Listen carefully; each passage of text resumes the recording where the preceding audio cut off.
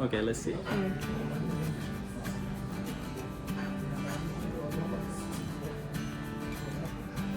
gonna go for the highball now.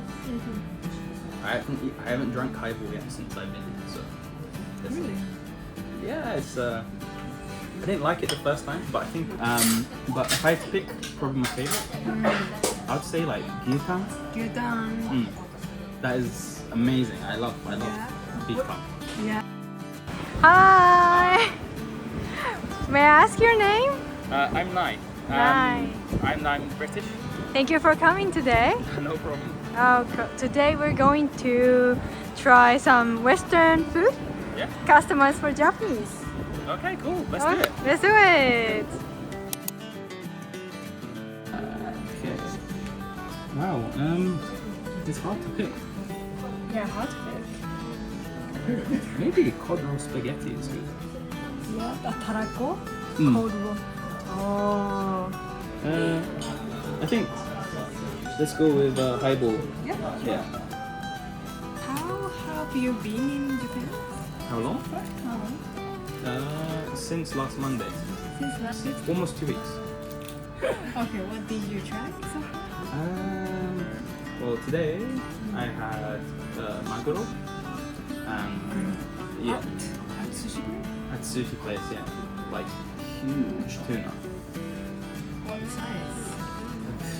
It was so big. It was like Really? big cuts of tuna, and it was amazing. For me personally, I prefer fish not cooked. No. Yeah, I think the taste is better. Yeah. Also, I've done like the typical tourist thing where I went to Ichiran ramen. Wow. Wow, looks delicious. Yeah. Wow.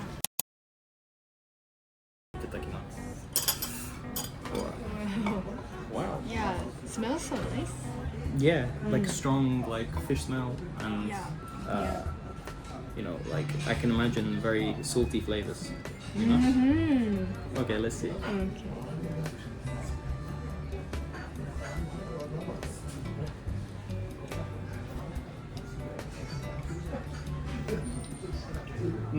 That's nice. That's really nice. So the saltiness from the pollock is really quite nice. It matches the spaghetti really well, and I think for me, as a Westerner, the taste compared to Western spaghetti is very different. It's more, you know, I don't know how to describe it. The umami is very strong. It leaves a strong taste after you've eaten, but it makes you want to eat more. So yeah, it's really nice. So pasta in Europe, not that strong. The pasta in Europe is always kind of a bit more based on flavors from like pork or tomato based, more creamy. Whereas this is fully kind of relying on the natural taste of the fish, and it's very different. I think definitely this is something I wish I had back home, but we don't have it. So maybe a supermarket, like Asian supermarket. Not this kind of fresh fish. No. No. Plus, Asian supermarkets in the West is it's usually they put lots of Asian countries together. So for me, for example, in London, I'll go to an Asian supermarket and it'll be 70% Chinese stuff, 10% Japanese, 10% Korean, and then maybe some Indonesian and Filipino stuff. So it's very expensive to buy Japanese things abroad. So the Japanese people I know in London, they feel homesick. They want to eat Japanese food, but it's hard to get for them. And if they go to a restaurant, it's really expensive. So it's difficult for them. So I feel sorry for them. If you eat Japanese things here, like for example this, it costs about Okay, so like £5 British, which is nothing. It's really cheap for us. Even if I went to a normal Italian restaurant, we would pay about £15, which is about 3,000 yen, roughly. Yeah. So it's very expensive. Yeah. I'm gonna go for the highball now. I haven't drank highball yet since I've been here, so. Really? Yeah, it's I didn't like it the first time, but I think I went to a cheap izakaya, so it was more water than alcohol, you know. So let's see. Oh. Nice. The taste really matches the alcohol. It goes together so well. So yeah, I'm really impressed actually. You know, compared to someone British like me, it's quite different. Like if you went to a British pub, you know, you would get a massive plate of food. Yeah. And that would come with a pint of beer. And that's what you would do. That's all you'd eat really. So, I mean, British people like to add salt to their food. Add? Yeah, so if they're not happy with the taste at the moment, they will sprinkle some salt until they're happy. Which is, yeah, that's how they season everything. So honestly, it's the food in the UK isn't that good. That's what everyone say. Yeah, it's the truth. It's the truth. You don't, as a British person, you don't realize it until you go abroad and you eat other food, you know. Then you come back and then for 2 weeks, you're sitting there in depression, going, oh, I don't want to eat this. Honestly, it's just potatoes and bread. To be honest, with British food, it's very simple, but it can be really delicious as well. But for example, on every Sunday, we'll eat a meal called a roast dinner. So it'll be Roast dinner. So some kind of meat or protein. So pork or chicken or beef, and then we'll have it with roasted potatoes. What we call a Yorkshire pudding, which is Oh yeah. it's like bread, and we pour a sauce on it made from meat called gravy. Yeah. Yep. Then maybe some carrots and stuff. But it's very easy to make it bad. So if someone really knows how to make it, you can have such a good meal. But when you get a bad one, it can be really upsetting. But I think a lot of tourists, they fall for the tourist trap. So they end up eating something that's not that tasty, and then they get the image, oh, British food is terrible. So for me, I love fish and chips, but it's very hard to find good fish and chips in the UK. The best one I had, I ate it at the beach on an island called the Isle of Wight, and it was the best chips I ever had in my life. So maybe asking the local is better than using Google reviews, I think. The same here. For me, I went to a Japanese bar last week to practice my Japanese. And for 4 hours I was sitting there drinking whiskey, and I became friends with the owner, and he gave me so many recommendations, and I've been going out and trying them, and I've been so happy, I went out to one restaurant that specialized in yakiniku. Yeah, so it was the yakiniku you could eat by yourself. Oh, and it was so good. Yakiniku like? Yeah, that one. So you have a barbecue plate here, and you do by yourself, right? Yeah, you cook it by yourself. Yeah. Actually, for Western people, that concept of cooking for yourself seems very strange, because you pay money and you expect food to come to you. So to cook it feels like, oh my god, why am I cooking it myself? But I think I've taken a few people out to Korean barbecue in London, and in the end they really enjoy it, because the quality of the food is so good. It's the experience, and I think with in Japan, I think the experience of eating is probably one of the most important things. Yeah. So for example, I went out to one of those suri izakaya, the ones where yeah, I caught my own fish, which I felt bad about. Yeah. But it was so fresh and delicious. Yeah. And I had it with what's it called? The drink, tomato juice and beer. I can't remember, but it was a nice combination. Again, salty and alcohol. Yeah. I love that combination. I think it's one of the best experiences. I think maybe because I'm a bit older that I like, you know, more beer and salty stuff. When I was younger, I always wanted like sweet stuff. Yeah. So if I came to Japan when I was younger, I'd probably get like a kampis sour or something like that. So far, what's your favorite the most out of Japanese food that you had? Oh, that's a hard question. Oh, drink as well? Drink as well. So I finally had some Yamazaki whiskey, and that was the most incredible whiskey I ever had. You know, nice kind of tones of apple and a little bit sweet, but also when you drink it, your tongue can really taste everything in the whiskey, and it was such a pleasant experience. That's probably my favorite alcohol so far. Food-wise is difficult. I think because I'm a gym person, I quite like the yakiniku experience. Yeah. You know? Protein. Yeah, protein, exactly. But if I had to pick probably my favorite, I would say like gyutan. Gyudan. That is amazing. I love Yeah. beef What- tongue.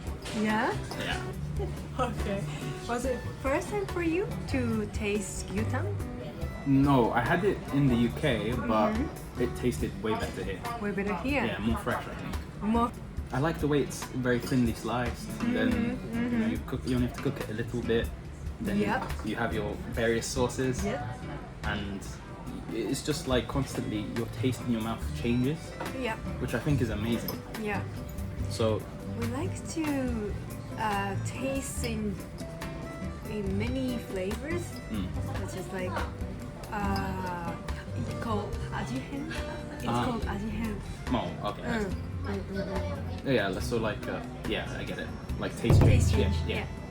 Yeah. So did you experience any culture shock after you arrived in Japan? To be honest, I can speak from my first time coming to Japan, the culture shock I experienced. So I think you notice the culture shock more when you leave, because you know when you come here, you research beforehand. You want to understand the societal rules. You don't want to be a bad tourist, you know. Yeah. So when I went back to London the first time, I got onto our subway, and suddenly it was really loud. There was, you know, trash everywhere, and I thought to myself, oh my god, I felt the culture shock for the first time, and I thought, why are people so inconsiderate here? Various culture shocks. I think the one thing that shocks me the most is, especially compared to European travel systems. So, for example, if I wanted to go to like London to Scotland, it would cost me something like 80,000 yen, which is, you know, ridiculous. It's cheaper to fly to another country than fly to Scotland. To go to Scotland From London to Scotland, yeah. within your country. Yeah. It's expensive, right? Yeah. It's also quicker as well, actually, believe it or not. Even though there's many companies, it's still convenient, I think, you know? Plus you can travel like long distances quite quickly. So, you know, I would be, you know, traveling outside Tokyo, going to like Kanagawa or Ibaraki, Yeah. and I thought for the distance it's very quick, you know? Yeah. So I was really impressed with how convenient the travel is. So not just, you know, trains being on time, but also the speed, the cleanliness of the trains, Yeah. you know, people being quiet, you know? Yes. So Yes. when I went to Kamakura the other day with my friend, we were talking on the train, and I kind of wanted to stop talking because I felt guilty, Yeah, you can talk but quietly, right? very quietly. Do you respect other people? Maybe being a public room? Yeah. Whereas if you go, for example, in London, let's say there is a soccer match, you'll get fans on the train. They'll be, you know, chanting, singing really loudly. Really? Yeah, even if you got headphones on, you can still hear them. And Wow. yes, So it's crazy Wow. sometimes. I love scenery. I'm a very nature kind of person, but I can appreciate cities too. 2 days ago, when I went to Hakone, and I went up the ropeway, Yeah. and I could see, you know, the lake and the greenery, and I felt really relaxed and comfortable, and it made me realize that there's so much more of Japan I want to visit. So, you know, every time I come, Yeah. I always leave myself places I haven't been, so I have a reason to come again, you know? So this is not the first time for you. The second time. Second time. I came 5 years ago, Right. back when I couldn't speak any Japanese. Yeah. That was difficult. So this time you find it easier to spend time in Japan with a little bit more language knowledge? Yeah, because I can read signs, and it's, you know, when you can read kanji, it's a lot easier. So, like using the trains became a lot easier. When you go outside Tokyo, you can still survive. Yeah. You know, I can hold a conversation, which is good. So, you know, studying language really made my journey this time a lot more fun, I think. Yeah. Being able to talk to people that you don't know, like when you go out for a drink or such as well, is always an interesting conversation. So I learned Japanese at my university, and when I studied the language, we also had to learn about the history. Yeah. For me, I got to learn a lot of real stuff, and Like what? so like hikikomori, nito, Depression. yeah, depression stuff, like manga kiseten no Yeah. sunderu hito, Yeah. like actual problems, you know. But I think because I got to learn this kind of stuff, I realized that, you know, nowhere is perfect in this world, but, you know, I think it's about what you like, you know. And I grew to like Japan even, you know, especially after getting to meet Japanese people, making friends, and honestly, it's a great place. It's honestly an amazing country. I'm glad. Yeah, I mean, if I had to think about one of my favorite places as well, I would say Okinawa. Okinawa. Yeah, What was beautiful? It was so beautiful. Oh. Honestly, I watched the YouTube video about Okinawa. Yeah. So You watch YouTube video of Okinawa. Foreign people recorded or Japanese recorded? foreign people. So there's a Okay. guy called Chris Broad who does. Do you know him? Who does abroad in Japan? Because of him, I learned a lot about Japan. And Yeah. because for me, I honestly wasn't much of a traveler before.